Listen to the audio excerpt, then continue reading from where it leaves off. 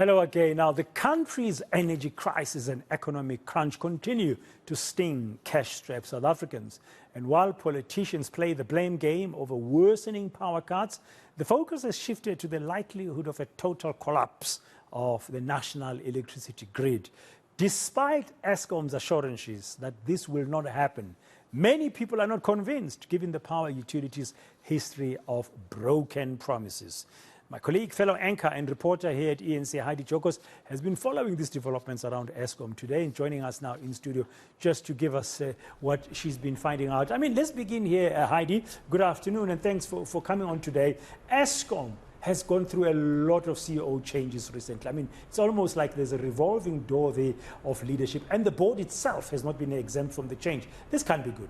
Certainly, Bradan, and you put it right when you say that it's basically a revolving door.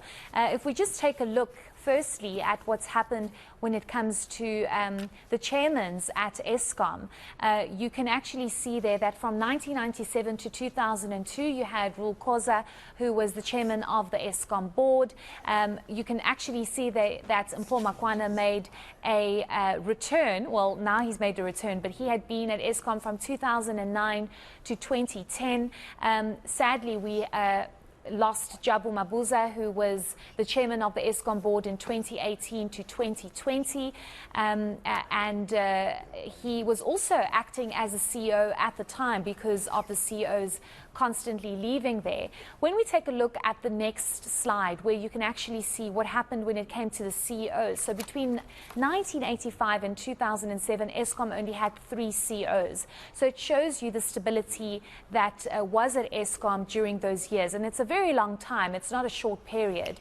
From 2007, things rapidly seem to have changed, because from 2007 to 2020, Eskom had 13 CEOs, interim CEOs, and acting CEOs. And we can actually bring up that timeline to just show you how many CEOs Eskom has had. And many would say, but what's the big deal? But there is actually a big deal, because most of these CEOs have sat in that chair as Eskom CEO for at least 1 year or just 2 years. And that doesn't necessarily bring the stability that this power utility has. You can actually see that Makwana was also an Eskom CEO back in the day.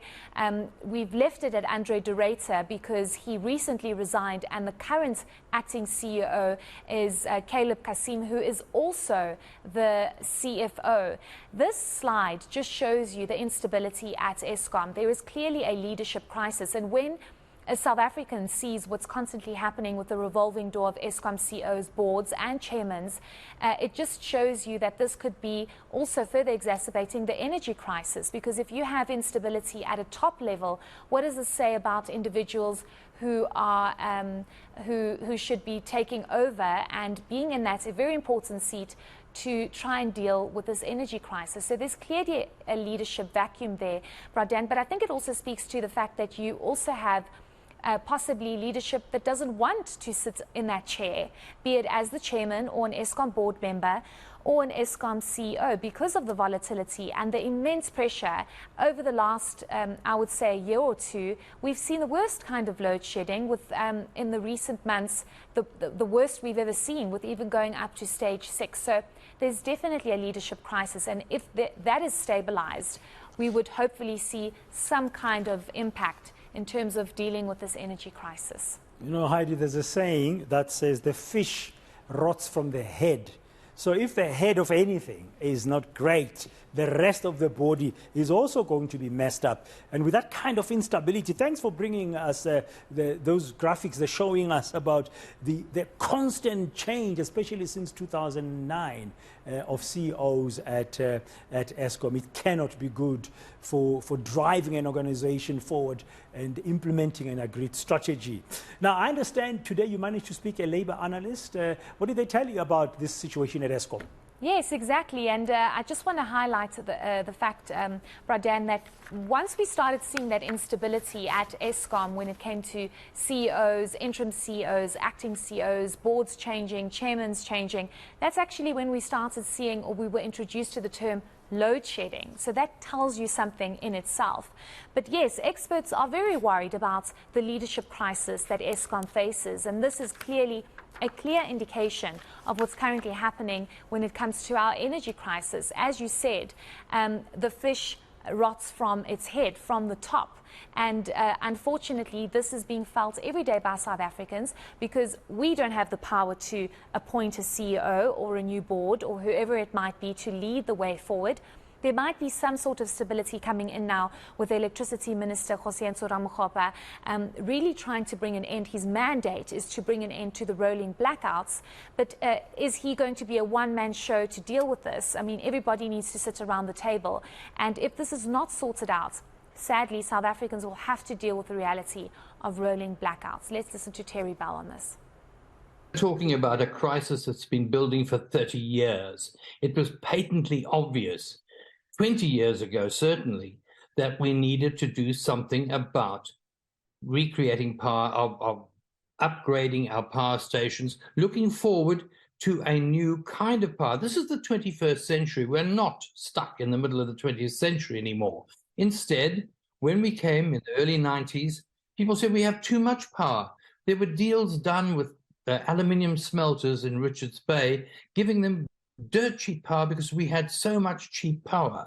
In fact, we did at the time, but the point was these were power stations that were coal-fired that were going to eventually run out their lifespan. And the point is no one did anything about maintaining them adequately. In the meantime, we had, and this is something that goes back not just to this particular period of non-racial parliamentary democracy, it goes back before, the idea of providing tenders to your friends and your relatives, etc. And gradually we ended up with this vast corrupt network where nothing was done. Now, I don't think that the power crisis is going to be resolved in any way soon within the next 3 to 5 years at least. To pull in nuclear power, no.